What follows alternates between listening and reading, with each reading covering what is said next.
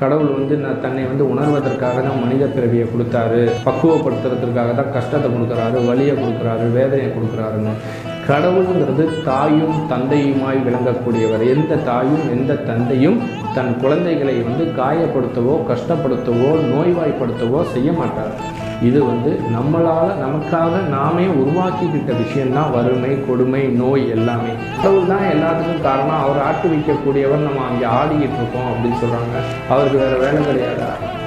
நம்மளை கஷ்டப்படுத்தி அவரை உணர வைக்கணுங்கிறது அவருடைய நோக்கம் கிடையாது. எங்கிருந்து வந்தோமோ அங்கேயே திரும்பி செல்வதற்கான பிறப்பு தான் இந்த மனித பிறப்பு.